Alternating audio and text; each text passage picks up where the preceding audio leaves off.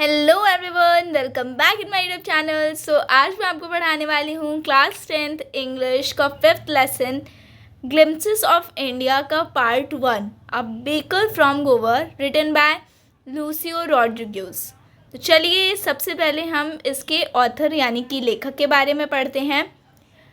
Lucio Rodrigues 1916 to 73 was a great Konkani essayist.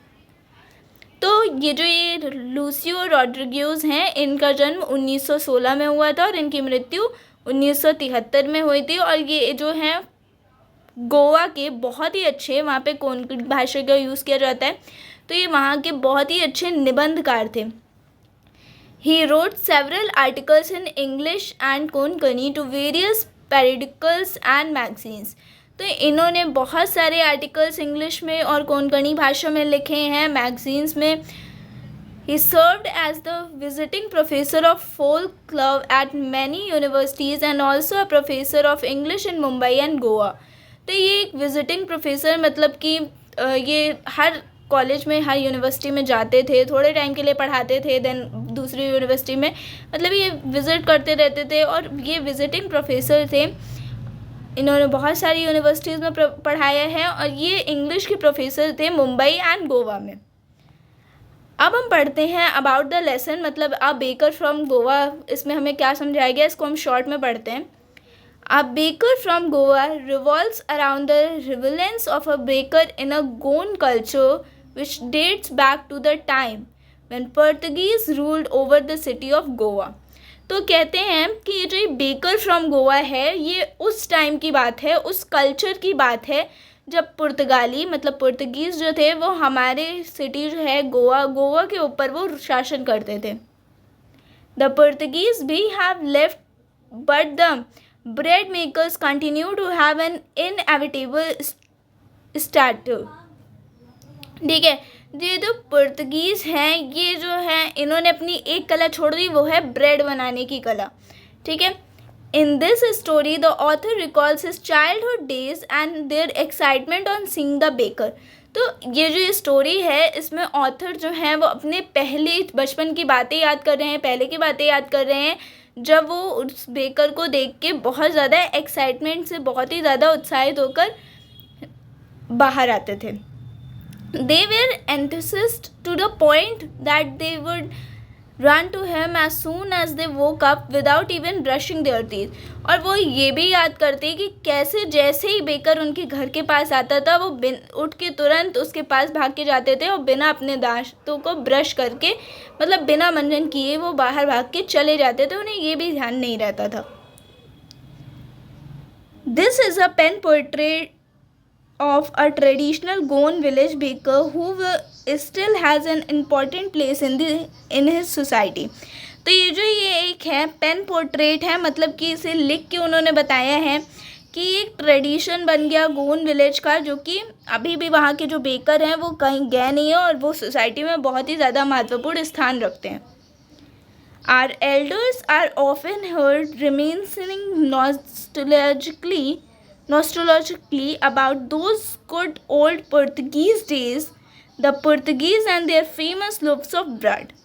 तो वो ये बोलते हैं कि उनके जो बड़े थे, ठीक है, वो क्या करते थे, उन अच्छे अच्छे दिनों को याद करते हैं कि जब वो बड़े लोग थे, वो उन अच्छे पुर्तगाली दिनों को याद करते हुए सुनते हैं कि जैसे ही वो पुर्तगाली आते थे और वो अपने जो ब्रेड होती थी, ब्रेड के टुकड़े उसमें लेकर आते थे और बहुत ही ज़्यादा अच्छे होते थे, वो बहुत ही ज़्यादा बंडलों में उसको लेकर आते थे।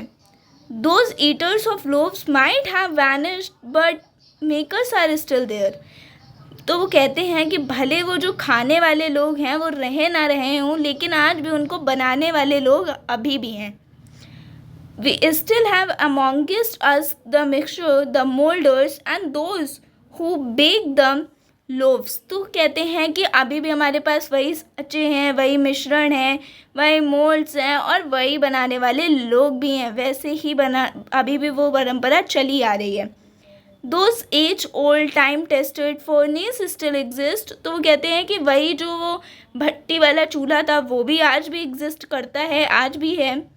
The fire in the furnace has not yet been extinguished. तो कहते हैं कि ये आग है इस भट्टी की, ये अभी भी ख़त्म नहीं हुई है, वो अभी भी चल रहा है। The third and jingle of the traditional bakers bamboo heralding his arrival in the morning can still be heard in some places। तो कहते हैं जैसे वो जिंगल करते हुए वो ट्रेडिशनल बेकर जो है वो अपने बांस से वो जिंगल करते हुए आता था और मॉर्निंग में हम सबको क्या करता था, सुबह सुबह जब वो आ जाते थे तो सब लोग उठ जाते थे, और ऐसा आज भी कुछ जगहों पर ऐसे सुना जाता है। Maybe the father is not alive but the son still carries on the family profession। भले उनके जो पिता हैं वो ना हो, लेकिन उनके जो बच्चे हैं वो अभी भी इस परंपरा को लिए चले आ रहे हैं। These bakers are even today known as padder in Goa, और गोवा में आज भी ऐसे बेकर्स को पैडर के नाम से बुलाया जाता है। During our childhood in Goa, the baker used to be our friend, companion and guide. तो ये जो कहते हैं कि जब ये बचपन में थे तो गोवा में क्या होता था, वो जो बेकर होते थे वो उनके दोस्त भी थे, साथी भी थे, और उसके साथ साथ उनके गाइड यानी मार्गदर्शक भी हुआ करते थे। He used to came at least twice a day, और वो दिन में 2 बार वहाँ पर आते थे। Once when he set out in the morning on the selling round and then again when he returned after emptying his huge bucket. तो पहली बार वो तब आते थे मॉर्निंग में, सुबह सुबह, जब उनको वो सारे जो ब्रेड्स थी वो बेचनी होती थी, और दोबारा वो लोग तब आते थे जब उनकी बड़ी सी बाल्टियाँ जो थी वो खाली हो जाती थी। The jingling third of his bamboo woke us up from sleep and we run to meet and greet him. तो कहते हैं कि जैसे ही उसकी जो जिंगल चालू होती थी बांस के डंडे से, वैसे ही तुरंत हम लोगों की नींद टूट जाती थी और हम लोग उसको मिलने, उसको देखने के लिए बाहर भागने लगते थे।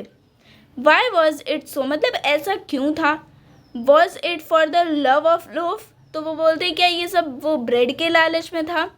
नॉट एट ऑल, मतलब ऐसा नहीं था। The loaves were brought from some paskin and bestine the maid servant of the house. तो कहते हैं कि उन ब्रेड्स को तो पास्किन या बेस्टाइन भी, मतलब उनके जो नौकर थे वो, उनके बारे में बता रहे हैं कि वो भी खरीद सकते थे। What we long for were those bread bangles which we choose carefully. तो वो इसलिए उठते थे कि वो जो उसकी साइड का किनारा होता था ना, उस बैंगल को चुनने के लिए वो वहाँ पर उठ के और भाग के जाते थे। Some time it was sweet bread of special make, और कभी कभी वो मीठी ब्रेड का, वो विशेष सी मीठी ब्रेड का वो टुकड़ा होता था और वो उसको चुनने के लिए वहाँ पर जाते थे।